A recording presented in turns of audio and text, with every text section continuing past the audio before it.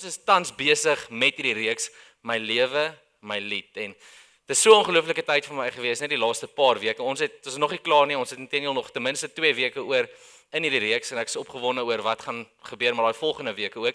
Maar dit is so lekker om die laaste paar weke net tyd te kan vat om te kyk na 'n liedjie wat weer eens jy dalk al gehoor het of dalk nog glad nie gehoor het nie, maar om te kyk maar wat is die skriftelike of die Bybelse waarhede of die impak wat hierdie dalk moontlik in my lewe kan hê wanneer ek met ander oë, met 'n ander gemoed, met ander hart eintlik net daarna kyk. So moenie bekommer nie, ons is besig met dieselfde reeks en ons gaan verseker nog later vanaand saam sing want ons is besig met 'n reeks waar ons juis 'n geleentheid wil skep waar ons saam kan sing. Maar dis so 'n klein verrassingkie dan net dat ons vanaand dit spaar vir 'n bietjie later. Maar op daai noot van verrassings wil ek begin deur vanaand hierdie vraag vir jou te vra.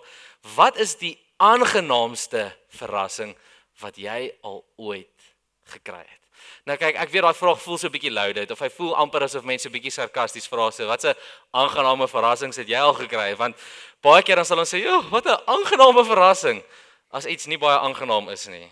Nee, is dalk moontlik, ek weet nie. Ek het iemand geken wat byvoorbeeld dit sal sê as hy trap in 'n party mense noem dit 'n sponsdoring. Jy wil nie aan hom trap nie, maar hy steek nie regtig nie, maar dis 'n aangename verrassing wat nie noodwendig so aangenaam is nie. Of dalk is daar 'n persoon wat jy so heel per ongeluk terloops raakloop by 'n plek wat jy glad nie gedink het jy gaan hulle raakloop nie en dan wat 'n verrassing, aangename verrassing wat dalk nie so aangenaam voel nie. Ek is opgewonde om vanaand hierdie vraag te vra met hierdie in gedagte. Ons bly almal in Suid-Afrika, dink ek, maar nie almal van ons wat hier in Suid-Afrika bly ewe lekker nie. Party van ons bly in die Vrystaat. En ons bly baie lekker. So, is daar van ons wat vanaand dalk miskien voel, "Jo, is tot 'n mate 'n wonderwerk dat ek hier by die kerk is, want ek bly ongelukkig in Vanderbijl en in Vanderbijl is dit 'n aangename verrassing as die krag aan is." Dit is soos as die krag aan is, dan wil ons op die buurtwaggroep vir mekaar vra, "Hallo, weet iemand wat gaan aan? Hoekom is die krag aan?" Daar moet iewers iets reggeloop het en dis nogal 'n aangename verrassing. So as al load shedding is wat dalk nie noodwendig meer so relevant is nie, maar die krag is af vir 'n paar ure en jy's geforseer om in stilte en in donkerte dalk moontlik saam met jou man of vrou baie tyd te spandeer. En dis baie keer 'n baie seker ding. Het jy al agtergekom, miskien op 'n goeie dag of met 'n goeie naweek, die bokke het gewen, so dis dalk nou sleg dat daar nie krag is nie, maar dan na so 'n paar ure wat jy met jou man of jou vrou praat, dan dink jy by jouself, "Jo, aangenaam, eintlik nie so slegte ou nie." Nie so slegte, jy weet, what a guy, what a girl. Ek het nogal lucky gewees met wie ek getrou het. Of dalk het jy 'n ander storie van iemand wat jou aangenaam verras het. Jy het 'n persepsie gehad of jy het 'n verwagting gehad. Jy het 'n prentjie gehad van wie hulle was en toe jy meer en meer tyd saam met hulle kon spandeer, toe jy half amper aangenaam verras. Hulle is nie so bad nie. Wat 'n interessante ou en wat 'n lekker persoon om eintlik mee saam tyd te spandeer. Ek wonder wie's daai persoon in jou lewe vir wie hierdie woorde of hierdie liriek dalk moontlik die waarheid kan wees. Die volgende een: "You're nothing like I thought you were, you're better." Wie is hierdie persoon dalk in jou lewe? As jy dink, "Jo, jy is net glad nie soos wat ek gedink het jy is of gedink het jy sou wees nie. Jy's anders as my verwagting, maar nie net anders nie, beter." Ek dink baie keer dan het ons hierdie persepsie oor mense en ons word nogal aangenaam verras as mense anders is as wat ons gedink het, maar nie net anders nie, beter as wat ons gedink het. Ons het 'n negatiewe prentjie of 'n negatiewe persepsie dalk gehad, maar vir iemand om anders te wees of eerder vir iemand om beter te wees as wat jy gedink het hulle is, sê dit by definisie outomaties hulle is nie wie jy gedink het hulle is nie. Daar is 'n verskil. Hulle is so bietjie anders, maar hierdie persoon los jy dalk speechless of dis verstommend. Hulle is eintlik net iets ongelooflik. Nou hierdie is natuurlik lirieke uit 'n lied en spesifiek die lied waar ons vanaand gaan praat en waarby ons vanaand gaan stil staan. Ongelooflike song met ongelooflike liriek en dis die liedjie What a God van SEU Worship, Southeastern University. Ek dink dis in Florida in Amerika, universiteit, 'n kampus waar hulle worship groep hierdie liedjie geskryf het en hier is al die persone wat hierdie liedjie geskryf het en ek is so ongelooflik mal oor soveel woorde en lirieke in hierdie liedjie want dit gee vir my 'n geleentheid om te dink aan my verhouding met God, aan alles wat ek van hom gedink het, alles wat ek van hom verwag het en alles wat ek gedink het ek weet of ek ken of ek verstaan my hele lewe lank en dan te dink, "Jo, maar is hy werklik wie ek gedink het hy is?"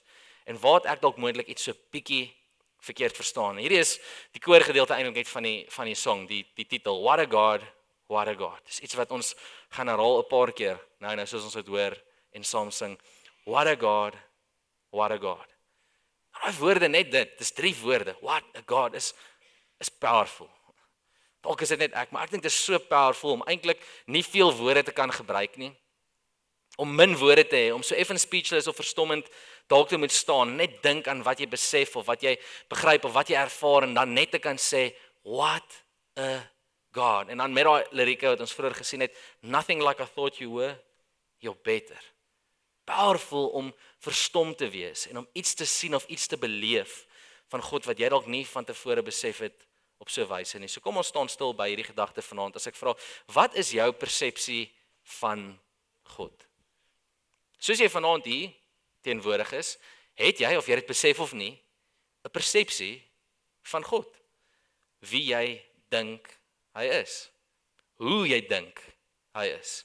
Hoe jy dink hy veronderstel is om te wees, hoe jy dink hy veronderstel is om op te tree, hoe vinnig hy veronderstel is om dalk 'n gebed te beantwoord, of hoe gou hy dalk veronderstel is om iets te doen vir jou, of iets vir jou te gee, of dalk moontlik net het jy 'n teenoorgestelde persepsie of verwagting van wat jy dink God is of moet wees, op grond van wat mense al jou lewe lank vir jou gesê het, jou ma en pa dalk miskien gesê van kleins af, as jy besig is met iets, en hulle het mos oë agter hulle kop en onthou, ek dalk nie nou by nie, maar God slaap nie, en hy sien jy, die Here kyk vir jou, en jy het dalk 'n persepsie wat gevorm is deur iets wat iemand vir jou gesê het, wat dalk iets is wat ons vanaand by kan stil staan en wat jy kan evalueer. Ek dink die eenvoudige realiteit is ons almal, soos ons nou net gesê het al persepsies gehad in ons lewe oor mense, dikwels verkeerde persepsies, en daai persone kon dit vir ons verkeerd bewys. Maar dalk is die grootste persepsieverskil of miskonsepsie, as ek nou so verskriklike anglisisme kan gebruik, wat ons in ons lewe het, is nie oor 'n mens of oor 'n persoon nie, maar dalk spesifiek dit wat ons verkeerd verstaan of verkeerd glo oor God self. As ons moet uitgaan en ons vra vir mense in die wêreld of hulle nou hulle self ag as 'n gelowige of as 'n Christen of nie, of wat ook al hulle glo en wat ook al pad hulle stap in die lewe, maar as jy dink aan God, wat sou jy dink is God? Dan gaan ons baie verskillende antwoorde kry. Mense gaan God beskryf op wat ook al hulle self dink of wat vir hulle dalk gemaklik is, of op 'n manier wat hulle dalk in seer gekry het. Op 'n manier wat God hulle dalk in teleurgestel het. Mense gaan dalk vir ons sê, en dalk sit jy vanaand hier met 'n persepsie wat soortgelyk is hieraan. My persepsie van God is dat hy kwaai is. Hy's net kwaad en hy's streng, of hy's teleurgesteld. As ek dink aan God, hy's amper impossible to please. Daar's so baie dinge wat 'n mens moet doen en wat ek moet regkry, en ek kan net nie al daai dinge regkry nie. Baie mense se persepsie van God, en dalk het jy 'n storie wat jy hiervan kan getuig. As ek dink aan God, hy's ver. Hy's nie naby nie. Hy's definitief nie naby aan my nie. En wanneer ek hom aanroep, dan voel dit nie of hy antwoord of hy juist nader kom wanneer ek hom nodig het nie. Of dalk is jou persepsie, maar hy stel net belang in perfekte mense en ek is nou maar net nie dit nie. God stel net belang in die heiliges van die lewe en ek val definitief nie in daai kategorie nie. Of dalk moontlik is jou persepsie of iemand anders se persepsie net wat ek al waar is van God, is hy moes iewers op 'n stadium al moed opgegee het op my. Wie ook al hy is, of wat ook al hy is, ek is seker, as hy al kon kyk na wie ek is, as hy almagtig is, as hy alles weet, as hy alles ken, as hy alles verstaan, dan moet hy na my kyk en dan moes hy al gedink het, nee maar, ek gaan maar eerder net nie my tyd mors op daai spesifieke een en daai spesifieke persoon nie. Nou interessant, daar is mense reg deur die geskiedenis heen, nog van die begin van tyd af eintlik, en die skrif vertel vir ons lees stories van mense wat dink hulle weet hoe God is en wie God is. En tog sien ons in die skrif hoe daar so plus minus 2000 jaar terug iemand op die toneel verskyn het met 'n baie spesifieke doel. En daai doel was om vir mense te wys wie God is. Hoe God is. Ons dink baie keer wanneer ons dink aan Jesus, nee, maar Jesus se nommer 1 doel en dit wat hy gedoen het om aarde toe te kom, is hy kom sterf vir ons sondes. En dis baie waar. Dis 'n baie belangrike ding en dis net hy wat dit kon doen. Maar ons vergeet dat Jesus nie net letterlik aarde toe gekom het, dadelik doodgemaak is en dadelik opgewek is en dit is al wat hy het baie meer as dit gedoen. Jesus het vertel, Jesus het gewys, Jesus het geleef. Hy het 'n lewe geleef wat veronderstel was om vir ons 'n voorbeeld te gee en vir ons te wys ten minste maar wie die Vader is. Hoe dit lyk om hom te ken. hoe dit lyk om 'n pad saam met hom te stap. En ons sien inteendeel dit in Johannes 14, een van die bekendste gedeeltes, voordat Jesus sê, maar hoorie, hy sê in die gedeelte, ek is op pad terug, ek gaan hemel toe, maar ek gaan 'n plek voorberei en ek gaan julle later kom haal en dan gaan ons almal saam gaan, maar in hierdie gedeelte dan is daar onsekerheid by die disippels en hulle wil weet, maar waar presies is hierdie plek en hoe kom ons uit by hierdie plek van die Vader, soos Jesus van praat. En Jesus se antwoord in Johannes 14 vers 6 is, Jesus het vir hom gesê, ek is die weg en die waarheid en die lewe. Niemand kom na die Vader toe behalwe deur my nie.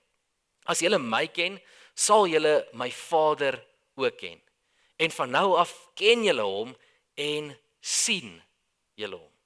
Jesus maak dit duidelik dat hy nie net vir mense vertel van die Vader nie, hy openbaar die Vader.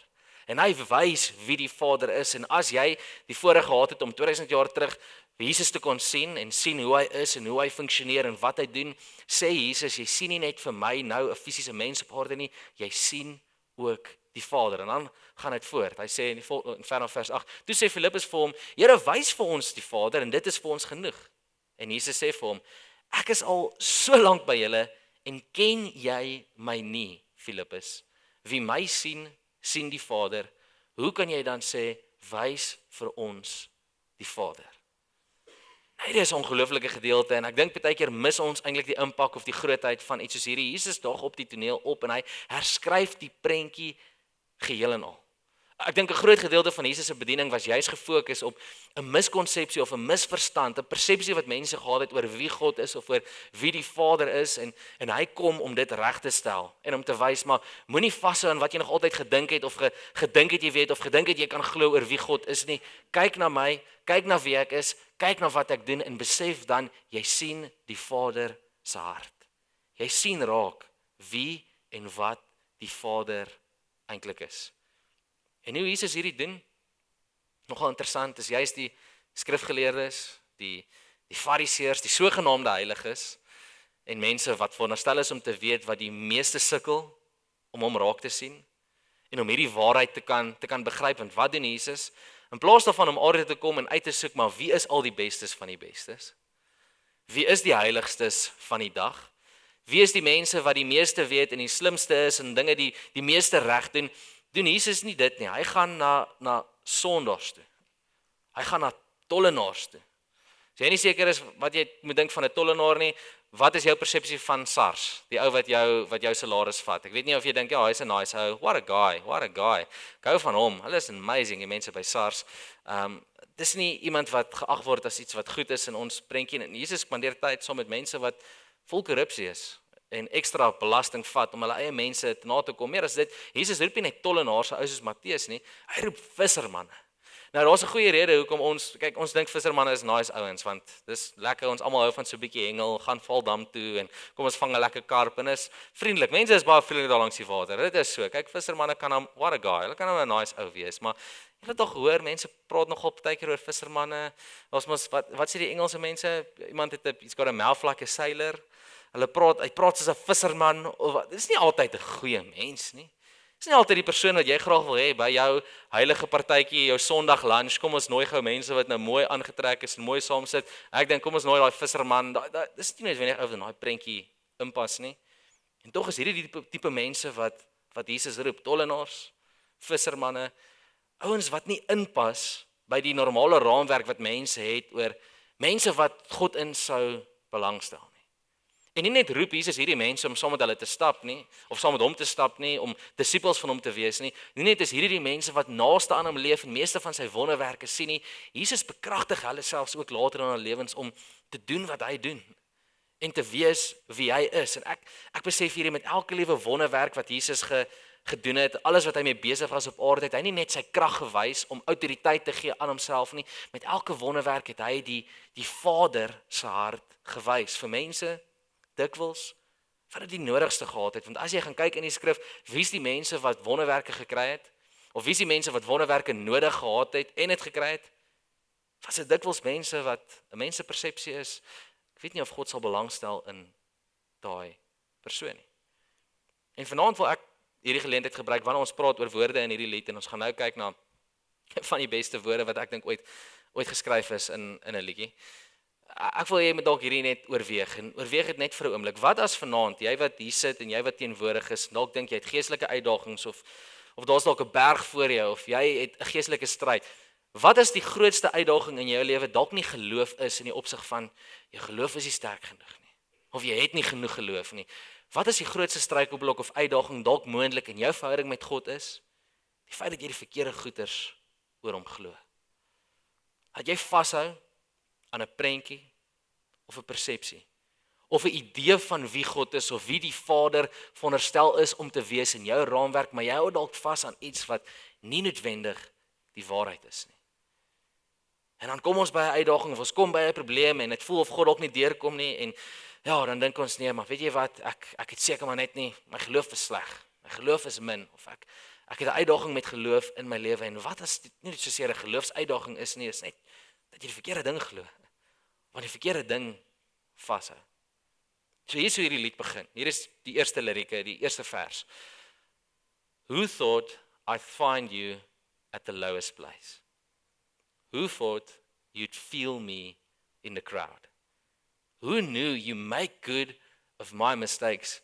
You're nothing like I thought you were. You're better. Nou ek wil sê, ek dink 'n mens kan 'n hele aand spandeer, meer as 'n aand, om net na elkeen van hierdie lirieke, elkeen van hierdie lyne apart te gaan en 'n mens kan ure en ure praat oor elkeen van hierdie gedagtes, maar hierdie persepsie of hierdie wat die skrywers eintlik saam sit oor, maar wie sou dink dat dit so sou wees? Ek het dit dalk hierdie idee gehad, maar toe was dit nie die geval nie. Vanaand moet elkeen van ons die volgende herken. As ons regtig iets wil ontvang, as ons regtig iets wil beleef, wat ons dink ons weet, moet ons vanaand bereid wees om te sê, miskien weet ek nie. En miskien wil God dalk vanaand vir my iets nuuts openbaar. Van sy hart, van wie hy is, of dalk iets wat ek al so lank al aan vashou. Miskien is dit iets wat ek nie meer hoef aan vas te hou nie. So kom ons werk vir 'n oomblik so lyn vir lyn dan deur dit, maar ons gaan nie te veel tyd aan hierdie spandeer want ons het baie ander lyne ook. Who thought I'd find you at the lowest place? Nou ek dink dadelik terug, net as ek hierdie woorde hoor aan die lied wat ons verlede week na gekyk het, Good Plans, en ek dink aan Psalm 23 en ek dink aan hoe bekend daai gedeelte is en hoe elkeen van ons waarskynlik kan boekdele skryf van die kere in ons lewe wat ons in daai groen weivelde was en waters van rus, maar waarskynlik meer boeke kan skryf oor die kere in ons lewe wat ons in die dal van doodskaduwee is en wat dit 'n vallei van donkerte is of 'n valley of the shadow of death, ons hierdie donker dinge in ons lewe wat ons baie keer oor kan skryf of oor kan getuig. En hierdie woorde laat my net daaraan dink. As jy dink aan die vallei of die dal, verwys na 'n fisiese laagte plek. En hierdie skrywer sê hierso iets. Wie sou gedink het dat ek juist daar sou kry? Nie net in die goeie dele van my lewe of in die hoogtepunte van my lewe of die kere wanneer ek bo aan die berg is en ek kan skree, I'm on top of the world and it is great and it is amazing. Ons almal dink ja, dis 'n plek waar mens God kan beleef en hom kan ontvang en met goeie rede, want as jy dink aan die berg, die idee van 'n berg of 'n bergpiek, in die skrif is hierdie gedagte of hierdie prentjie baie keer sinoniem met 'n plek van God se glorie en God se goedheid. En om aan die bokant van 'n berg uit te kom, is daar plekke waar daar dikwels ontmoetings met God plaasvind. Maar dis nie al waar God homself plaas nie. Who thought I'd find you at the lowest place, die laagtepunt? Dis 'n plek waar God nie net ook baie keer teenwoordig is nie, maar waar jy hom die meeste of die diepste of die kragtigste ook kan ontmoet. As jy jouself oop gaan stel om hom daar te kan vind. Die volgende liriek sê dan, who thought you'd feel me in the crowd?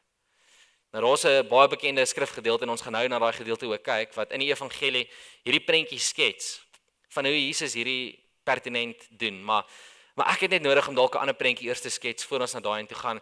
Is dit so gewees dat jy al in jou lewe 'n kerkdiens dalk bygewoon het of 'n worship geleentheid bygewoon het, dalk iets ongeloofliks soos Passion by Loftus of wat ook al die geval mag wees, waar daar duisende op duisende, en ek bedoel nie net dis 'n kerkdiens van 1000 of 2000 of 3000 mense nie, maar daar is 10.000, 20.000, 30.000 mense en jy's net een van hulle. Maar ten spyte van die feit dat jy net een van hulle is, tussen al hierdie hordes, duisende en duisende en duisende mense, wanneer jy 'n liedjie sing of wanneer 'n predikant of iemand dalk 'n boodskap deel, dan voel jy in daai oomblik hoe ja, hier's 30.000 mense om my, maar dis net ek en God. Hy staan stil nou hier by my. Ek dink ons vergeet baie keer dis hoe God werk. En dis hoe hy met mense ontmoet. Daar's groot groepe mense wat bymekaar kom en God het die vermoë op grond van wie hy is en hoe groot hy is en hoe goed hy is om in 'n skare van duisende en duisende mense ontmoeting te hê met die een. En al kan niemand anders te jou raak sien nie. Al is jy in 'n skare wat kom ons sê dit is 'n Where's Waldo of wat ek al tipe geval en niemand sal jou kan sien nie. As iemand moet soek vir Tommy in hierdie skare mense op hierdie paviljoen, niemand sal my kan raak sien nie. God sien raak. En hy sien jou ook raak. En hy sal weet as jy teenwoordig is en hy sal voel as jy tot hom nader en na hom uitroep. As jy hom aangryp, hy's bewus van who thought you'd feel me in a crowd. En dan die volgende lyn sê who knew you make good of my mistakes. En hier is 'n lyn wat ons dalk net oor konteks moet gee in 'n oomblik. Ek dink 'n mens kan te veel vaskyk in hierdie en dan dink nee, maar dit beteken vir elke fout wat ek al gemaak het, jy weet, God kom en hy vervang dit en hy maak dit reg en dit is waar, maar 'n mens kan nie uitkom by 'n plek wat mense hierdie gesprek dan het, maar dit beteken hoe meer foute ek maak, hoe beter nie, want dan jy weet doen God meer amazing dinge met al my foute nie. Paulus skryf vir hierdie in Romeine aan 'n gedeelte waar hy sê hoe meer sonde daar was, hoe meer het God se genade toegeneem en hoe oorvloedig die genade is, hoe meer is die getuienis, maar beteken dit ek moet nou meer en meer sondig en ander sondig sodat ek meer genade kan ontvang? Nee, hoegenaamd glad nie. So wat hierdie eintlik beteken, dit sê vir ons, God is 'n God wat in staat is om die beste te kan doen uit ons sonde uit. Hy maak die beste uit 'n slegte omstandigheid, maar hy maak nie sonde goed nie. Of hy sê nie sonde is goed nie. En hy keer nie sonde goed nie. Dis nie noodwendig wat hierdie beteken nie, maar hierdie hart dan net uit al hierdie dinge, you're nothing like I thought you were, you're better, op die volgende een, sien ons raak in al hierdie gedeeltes net op 'n ander manier hoe dit gekommunikeer word. So kom ons kyk na hierdie bekende een in Markus, dink ek is een wat ons nog gaan kyk, Markus 5, waar hierdie spesifieke voorval gebeur, waar mense dit so tasbaar en fisies kan sien. Hy het saam met hom gegaan. 'n Groot menigte het agter hom aangegaan en hulle het van alle kante af teen hom gedruk. So Jesus is op pad iewers heen. Nou, hy is op pad om 'n wonderwerk juist te gaan verrig vir 'n persoon wat 'n behoefte het en nodig het dat Jesus iets moet doen, dat hy moet rapporteer of dat hy moet reageer. En op pad daarheen is daar skares en skares wat saam beweeg. En daar waar Jesus gaan, kom nog mense en dit is 'n stampede tipe gevoel want almal beweeg en almal druk en almal stamp en dan in hierdie gedeelte dan sê dit daar was ook 'n vrou wat al 12 jaar lank aan bloedvloeiing gely het en dan gaan dit so voort. Sy het van Jesus gehoor en in die gedrang nader gekom en van agteraf aan sy klere geraak. Want sy het gedink, as ek maar net aan sy klere kan raak, sal ek gesond word. En dadelik, 'n baie pertinente woord wat die skrif sê, en dadelik het die bron van haar bloedvloeiing opgedroog. Jesus het ook self onmiddellik geweet. Hy het dadelik geweet, die oomblik wat sy hand uitsteek, die oomblik wat sy vat aan sy kleed, het sy dadelik besef iets anders te gebeur met my, maar dit is nie al wat dadelik gebeur nie. Jesus is dadelik bewus daarvan. Who thought you'd feel me in the crowd? Dadelik weet Jesus dat hy aangegryp is, dat daar van hom krag uitgegaan het. Hy het hom in die gedrang omgedraai en gevra, wie het aan my klere geraak? En hoe interessant is dit, sy disippels, hierdie vissermanne, hierdie tollenaars wat almal 'n pad saam met hom stap, hulle vra, wat 'n stupid vraag is dit wat hy vra? Ek weet hierdie ou is nou ons rabbi en hy's nou die een wat ons leer oor die lewe, maar nou loop ons hier in 'n skare mense en almal stamp teen almal en dit is ons wil almal net ons pad vind. Almal raak letterlik aan almal en hier stop ons rabbi, hier stop Jesus en hy vra maar wie het aan my geraak? En hulle reaksie of hulle antwoord wat is, "U sien tog dat die mense van alle kante af teen die druk. Almal is besig om aan die te raak." En dan vra jy nog, "Wie het aan my geraak?" En in dit is dit vir hulle amper ondenkbaar dat Jesus een spesifieke persoon moet kan voel of raak sien wat aan hom gevat het.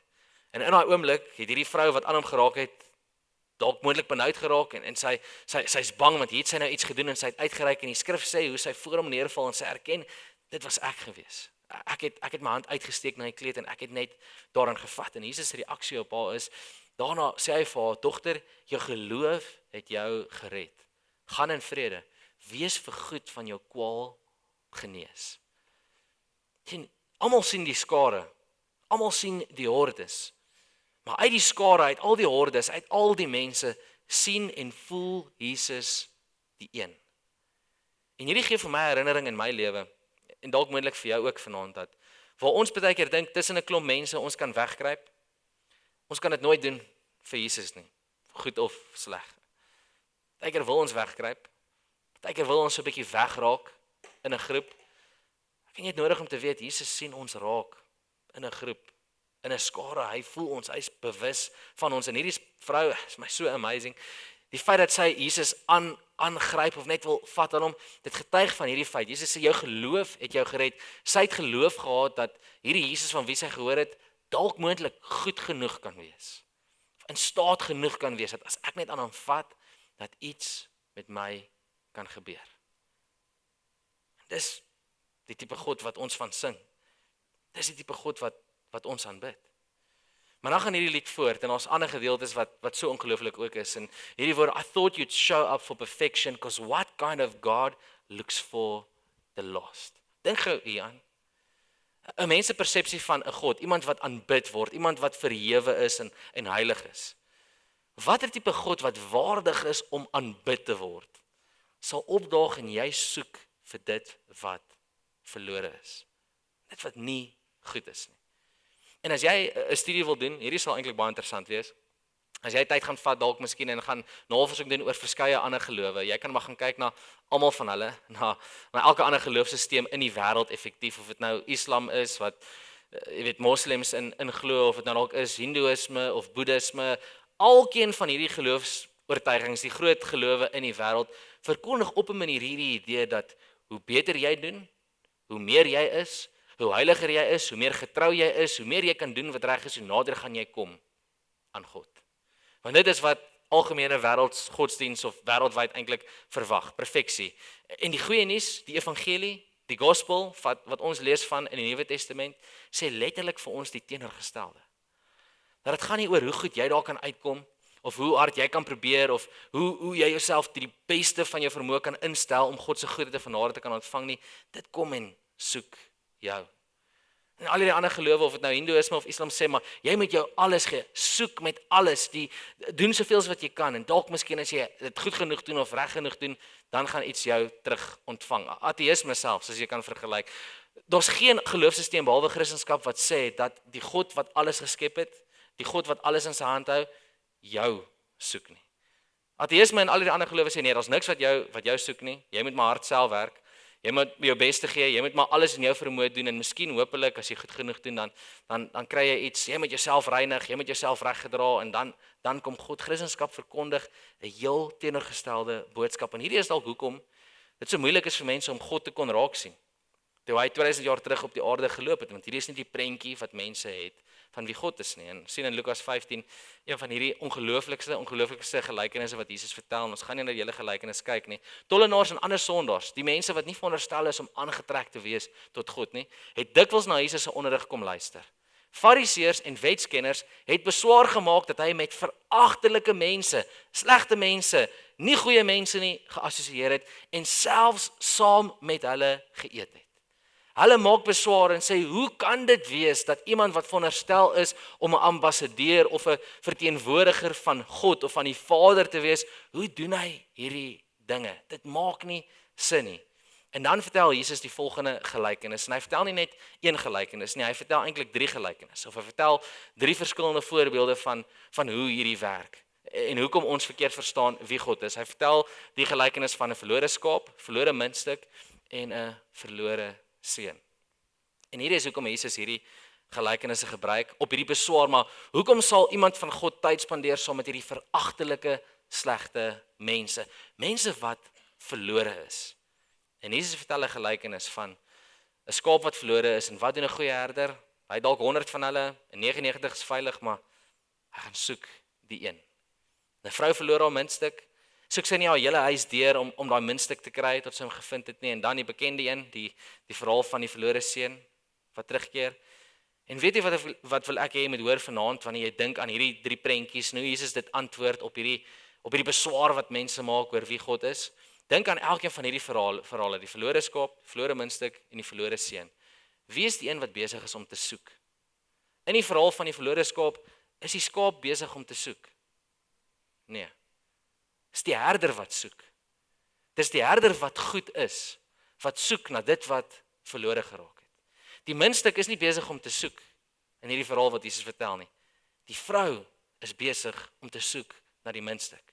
In die verhaal van die verlore seun, ja, die verlore seun het op 'n stadium besef en hy het teruggedraai en hy het gesê ek moet maar teruggaan na my vader toe. Maar hy het nie gedink hy gaan teruggaan en dan sê hoorie maar ek moet net goeie nuus, ek's weer terug. Ek het nou besluit ek gaan maar weer terugkom na jou huis toe nie. Hy het teruggekom met hierdie persepsie of hierdie idee dat dink ek is beter in my pa se huis as ek net weer by hom kan uitkom en hy my net as 'n slaaf tot 'n mate in diens kan neem, dan sal dit dalk beter met my gaan en die vader hardloop hom tegemoet. Die vader hardloop na hom met hou 'n fees en dis nie wat mense sou verwag in hierdie tyd nie.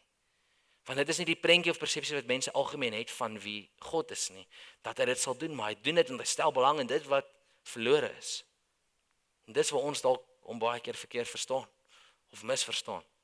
En een van my persoonlike gunsteling gedeeltes in die hele Nuwe Testament in die Evangelie van Lukas is die verhaal van Saggeus, die storie wat nog altyd vir my baie uitstaan vandat ek klein seentjie was en dalk het jy al gehoor van Saggeus, ek relate nog altyd so baie met hom, nie omdat die skrif sê hy is kort nie, want ek is nie kort nie, maar ek relate met hom en die skrif sê hy was 'n baie ryk man, baie wel af, so ek kan myself nog in Saggeus sien. En in die verhaal van Saggeus, 'n tollenaar, vol korrupsie, vol gebrokenheid, hoor hy dat Jesus nader kom en hy het hierdie plan om net in 'n boom te klim om Jesus te kan sien en hy wil hom kan uitsoek tussen die mense en sien wie en wat hierdie Jesus is. En dan sien ons die volgende gebeur in Lukas 19, dit sê, Saggeus kom gou af want ek moet vandag in jou huis tuis gaan. Die groot sondaar, die berugte sondaar, die bekende sondaar, Jesus sê vir hom, Saggeus klim af, moenie in daai boom sit en soek na my nie, kom af want ek moet na jou huis toe gaan. En ek wil naby jou kom, en ek wil tyd saam met jou spandeer. En almal wat dit gesien het beswaar gemaak en gesê, hy gaan by 'n sondige man tuis. En hier is wat Saggeus se reaksie is. Daarop sê Jesus, vandag het daar redding vir hierdie huis gekom. Ook hierdie man is 'n kind van Abraham, want die seun van die mens het immers gekom om te soek en te red wat verlore is. Die prentjie van godsdiens, die persepsie wat mense in die wêreld het van godsdiens, is een wat gevorm word deur soveel godsdienstige sisteme wat sê, maar soek na perfeksie. En soek na om dit self reg te kry en om beter te wees en om alles in te span. En as jy goed genoeg is, dan sal jy dalk miskien die weg vind. Maar dit is nie die storie van die goeie nuus nie. Die storie van die goeie nuus is God het na jou kom soek. En in Saggeus se storie is hierdie vir my veral ironies. Ek smaal daaroor om myself weer aan te herinner dat Saggeus klim in 'n boom om na Jesus te soek, maar hy het nie besef dat Jesus nog al die pad op soek was na hom nie. En dis dalk miskien my en jou storie ook. Dat ons in al hierdie bome in ons lewens klim, deur al hierdie hoops probeer spring en al die regte dinge probeer doen op die regte tyd en net die regte woorde gebruik en die regte dinge doen en hopelik miskien sal God my eventueel raak sien en ek en jy het nodig om te besef van al ons soeke na Jesus kan ons so vasgevang wees in 'n prentjie of iets wat ons najag of iets wat ons wil sien, iets wat ons wil soek, ons mis dat hy eintlik besig is om na ons te soek. En hy begeer om net naby aan ons te kom, sodat hy die waarheid van wie hy is aan ons kan openbaar en sodat dit ons kan transformeer. Dat dit ons kan verander. Ons hoef nie onsself te verander sodat hy sê, okay, jy het jouself genoeg verander, ek stel nou belang in jou en ek sal nou na jou toe kom nie. Ons het nodig om te besef, hy soek al reeds na ons en wanneer ons sê, Here, ek wil deur U gevind word, dan begin die verandering. Dan begin ons anders dink, dan begin ons lewe anders lyk, dan begin dit wat ons nog altyd gedink het van hom waar is of van onsself waar moet wees, dan begin ons in die realiteit en die waarheid leef van wat dit is om in 'n verhouding te staan met die God van die heelal. Dat sondaars, mense wat veronderstel is in ons raamwerk om jy's die verste van God af te wees. Dalk die mense is wat vandag, as jy dink aan God se hart, wie is die mense wat die meeste in God se hart is? Jy's sondaars. Dis die mense wat op sy hart is. Dis die mense wat hy begeer om te wen, om sy liefde en sy goedheid aan te openbaar. En hierdie lied sê spesifiek hierdie woorde, they say it's over for a sinner. Dis wat mense gesê het van Saggeus. Dis wat mense dalk van my en jou of iewers op 'n stadium van ons lewe ook kon sê, dis verby vir 'n sondaar soos dit, but you say, no it's not, no it's not. En dis duidelik gewees in Jesus se bediening wie hy was. Ek wil sê, Jesus het nie net kom wys hoe die Vader is of wat die Vader kan doen nie, hy het kom wys wie hy is. Hy het kom wys wat die hart van die Vader is en dis hoekom ons 'n lied kan sing, what a God, what a God. Hy's anders as wat ek gedink het, maar nie net is hy anders nie. Hy's beter as wat ek gedink het. Nou ek wil vanaand vir jou vra, as jy dink aan hierdie woorde, what a God, wat mense dalk kan sê van iets of iemand, as iemand sou sê, wat 'n God, en hulle is sprakeloos oor dit. Sal hulle dit sê oor die grootheid van hom? Ek dink so. Ek dink mense kan sê oor die grootheid daarvan, ja, maar hoe groot hy is, hoe sterk hy is, hoe almagtig hy is. Iemand kan sê, ja, maar wat 'n God. Hy is so groot, hy is so sterk, hy is so almagtig. Maar weet jy wat maak daai woorde uit my hart net spontaan na vore kom?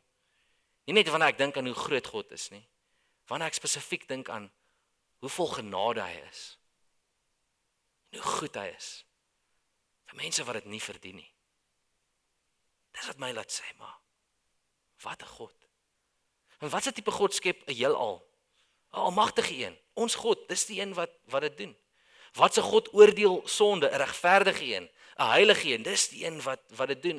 En elke geloofsoortuiging of tot 'n mate in die groot geloofsraamwerk in die wêreld kan 'n mens dit sien. Ja, dat God almagtig is en dat hy heilig is en dat hy gaan oordeel oor dit of dat en daaroor kan mense saamstem.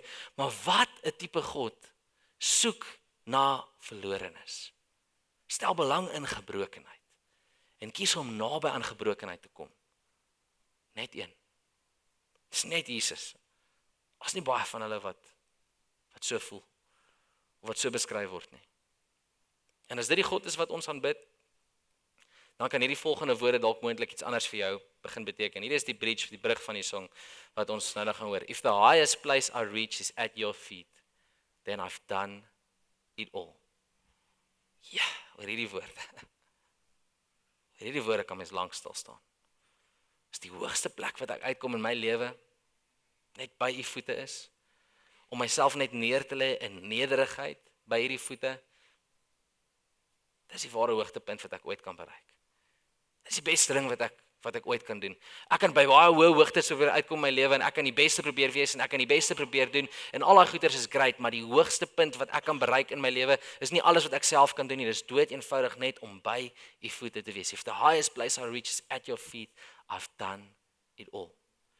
If the best thing that I've seen is your glory, then I've seen it all. As dit alles wat ek sien, daar's niks groter, niks meer, niks beter om te sien nie. Die bridge gaan dan voort met volgende liedjie. If one word is the only thing you speak, then I've heard it all. So net een woord is wat jy ooit spreek. So een woord is wat ek ooit by u kan ontvang of by u kan hoor, is dit al wat ek ooit nodig het. Daar's niks meer wat ek nodig het nie. What a God, soveel groter as wat ek kan besef. Soveel groter as wat ek kan begryp. Maar ook soveel beter as wat ek kan besef. En hierdie woorde, dalk die moeilikstes en vir my persoonlik die mees convictingste woorde in die hele lied. If I feel your heart and never see your hand, I still have it all. Hier is 'n besluit wat ek so 'n paar jaar terug gemaak het.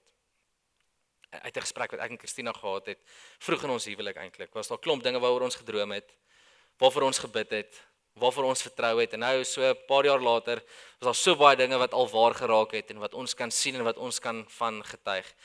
En ek het 'n besluit gemaak op grond van 'n oomblik en 'n belewenis wat ek met die Here gehad het, waar ek myself moes konfronteer met hierdie gedagte of hierdie woorde of hierdie idee nog voordat ek hierdie liedjie ooit gehoor het. As God nooit vir my in my lewe ooit weer gebed beantwoord, of ooit weer deurkom, ooit weer sy hand skuif in my lewe en ek kan sê, maar dit was God nie, sal ek nog steeds bereid wees om hom te aanbid. As God nooit weer iets vir my doen nie, sal ek steeds bereid wees om hom te aanbid, want die realiteit is, ek is veronderstel. Ek moet nog steeds. Die keuse wat ek moet maak of ek God gaan aanbid of nie, moenie wees oor of hy doen wat ek wil hy moet doen, of hy pas binne my prentjie of my persepsie of my verwagting van wie God is nie. Ek het nodig om te kies om hom te aanbid en lof en eer en glorie tot hom te bring, omdat hy alreeds meer gedoen het vir my as wat ek ooit vir myself kon doen. En ek wil vanaand vir jou konfronteer met hierdie selfde vraag uit hierdie woorde uit. If I feel your heart, as jy God se hart ken en verstaan, sodat ons vanaand praat oor wie en wat sy hart is vir sondaars, vir gebrokenes, vir verlorenes. As jy daai begryp en jy kan jouself pas binne in daai kategorie en jy besef dat dit jy is, dat dit ek is, dat ons verlorenes is na wie hy op soek is en wou vind. En as ons daai kan besef, maar nooit ooit weer sy hand sien nie, kan ons getuig en kan ons verklaar, ek het nog steeds alles en meer, as ek ooit voor kon vra. Alles en meer, dat ek ooit voor kon bid, of ooit voor kon vertrou, I still have it all. Nou hierdie is dalk anders as wat 'n mens verwag God moet wees. Maar ek het nodig om jy net weer aan te herinner vanaand. As God nie anderste was as wat ons gedink het hy is nie, dan was dit nie moontlik vir hom om beter te wees as wat ons dink hy is nie. As God is presies wie ons dink hy is, en as die prentjie of die persepsie wat ons nog altyd van hom gehad het, en as hy presies dit is, dan is dit great en dan is dit goed en dan sal ons tevrede wees daarmee. Maar dan was dit nie moontlik vir God om ons verwagting te oortref nie. Die enigste manier vir hom om beter te wees as wat ons kan dink of verwag, is vir hom om anders te wees as wat ons dink of verwag. En dit is wie ons glo God is. Ons glo dat hy die volgende is, soos die woorde sê, you're nothing like I thought you were, you're better. Nie soos wat ek gedink het jy is nie, maar beter. Ek wil vanaand vir jou vra, hoe het jou prentjie van God dalk moontlik jou op 'n wanpersepsie of in 'n wanpersepsie gebring, of 'n verkeerde pad al gevat in jou lewe, of dalk selfs vanaand, hoe skuif jou prentjie van God wanneer jy dink aan hom? As ons hierdie woorde sê, you're nothing like I thought you were, you're better. Ek weet nie of hierdie woorde regtig genoeg is om vir ons te laat besef wie en wat hy werklik is. Ek wil vir ons los met hierdie woorde vanaand, hierdie wat sê, God is groter as wat jy besef, maar hy is ook beter as wat jy besef. Want ons sê vinnig vir mekaar, nee, maar God is groot en God is goed. En dis amazing, ek's bly as ons dit doen, maar hier is dalk net iets wat my pla. Ek dink ons gebruik daai woord so liberaal. Ons gebruik daai woord so los. Maar wat sê ons alles goed? Ons sê soveel dinge is goed. Ja, dis 'n goeie koffie hierdie. Die koffie is goed vandag. Ek's bly, dit is goed. Die weer is goed. Dis 'n lekker weer wat ons vandag het. Dis great. Of 'n persoon. Ja, dis 'n goeie ou daai. Ja, what a guy. Dis 'n goeie ou, dis 'n goeie mens. En dan sal ons op dieselfde manier ook sê, man, nou, God is goed. Ons het nie 'n klou wat goed is nie. Ons het nie 'n klou wat dit beteken as ons sê God is goed nie. Elke persoon wat jy al in jou lewe van gesê het, daai is 'n goeie ou, was 'n gebroke sondaar net soos ek en jy, wat sondige gedagtes gehad het, wat mense al in die rug gesteek het, wat mense al te nagekom het, want dit is waar vir elkeen van ons. Wanneer ek en jy sê God is goed, praat ons nie van iets of iemand wat ons kan begryp of kan verstaan nie. Dis eksponensieel groter, beter, anders as wat ons kan dink. Ek sien nou die dag weer hierdie statistiek, dit is so crazy. 1 miljoen sekondes is 11 dae. Dis baie. 1 miljoen sekondes, 11 dae. 1 biljoen sekondes, nie 'n paar dae nie. 1 biljoen sekondes is 32 jaar. Dis anders as 11 dae. Ons dink ons verstaan hoe iets groter kan wees of beter kan wees of meer kan wees. Ons vermoë om te begryp is so baie klein. En as jy dink aan die beste ding waaraan jy kan dink, die beste ding wat jy al in jou lewe beleef het, die beste ding wat jy al ooit aan gedink het, die beste ding wat jou eenvoudige 3 kg brein dalk moontlik kan verstaan, ek waarborg jou, jy besit nie oor die vermoë om te besef hoe goed God is nie. Want toe die persoon, die ryk jong man na Jesus toe gekom het in die evangelie en hy sê vir hom, goeie leermeester, en Jesus sê vir hom, hoekom noem jy my goed? Niemand is werklik goed nie, net God is goed, net die Vader is goed. Het Jesus nie gesê, ek is nie goed nie? Hy het probeer om vir hom te laat besef, ons gebruik die woord goed baie, baie maklik. Ons noem so baie dinge goed, so baie dinge op aarde sê ons, dit is goed en dat is goed. Ons kan nie God vergelyk met enigiets wat ons dink goed is nie. Hy is beter. Anders as wat ons dink. Groter as wat ons dink of wat ons kan dink of begryp of besef. En beter. So vanaand gaan ons sing oor hierdie God. 'n God wat groter is as wat ons besef, maar beter is as wat ons begryp. Ek wil jou nooi om vanaand regtig te dink aan jou prentjie of jou persepsie van God wat jy dalk al so lank kan vashou. En 'n geleentheid gee dat hy vanaand openbaar wat sy hart werklik is. Jy dalk moontlik net vanaand so 'n klein fraksie kan begryp van hoeveel hy groter is as wat jy dink. En hoeveel hy beter is as wat jy in staat is om te dink. So kom ons sluit ons so, dan bid ek vir ons en dan staan ons en dan loof en prys ons saam vanaand. Hemelse Vader, dankie dat ons vanaand hierdie eenvoudige woorde net so in ons hart kan vasmaak. What a God. What a God. En baie van ons dink ons weet hoe goed hy is. Baie van ons dink ons weet hoe groot hy is. Ek bid Here dat ons vanaand sal besef en net weer opnuut dalk sal besef dat hy so eksponensieel ver verhewe bo ons denke en moontlike denke is.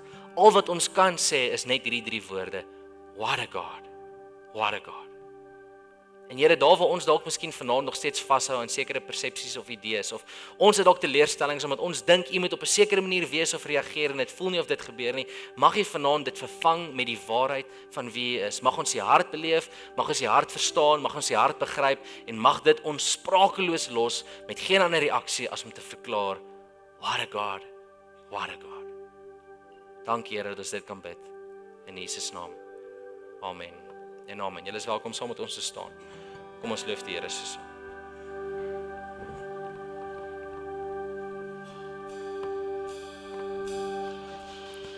Who thought I'd find you at my lowest place? Who thought you'd feel me in the crowd? Who knew you'd make good of my mistakes? You're nothing like I thought you were, you better. What a God, what a God. What a God, what a God. What a God, what a God. What a God, what a God.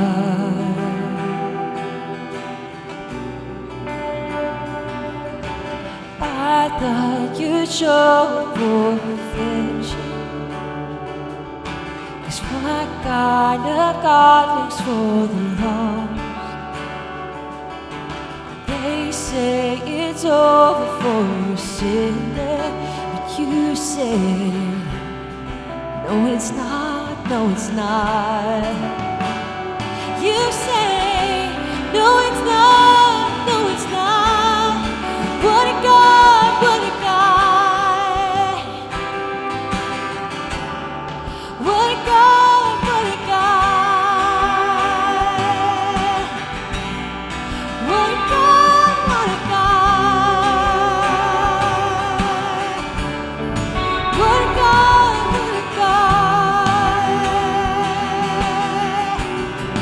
What a God, what a God. What a God, what a God. What a God, what a God. What a God, what a God.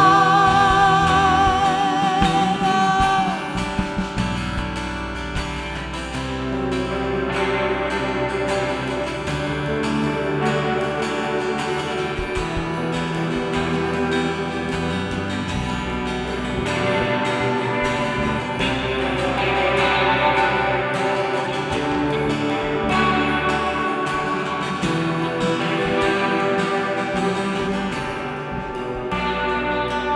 And the highest place I reach is at your feet.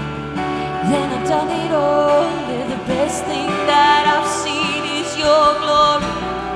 Then I've seen it all. Your love has saved my life, forever satisfied. God, you are my everything. If the highest place I reach is at your feet, then I've done it all. And the best thing that I've seen is your glory. Then I've seen it all. Your love has saved my life, forever satisfied. You are my everything. If one word is the only thing you speak, then I've heard it all. If I feel your heart and never see your heart, I still have it all. No treasure of this life could ever satisfy. You are my everything. If one word is the only thing you speak, then I've heard it all. If I feel your heart and never see your heart, I still have it all. No treasure of this life could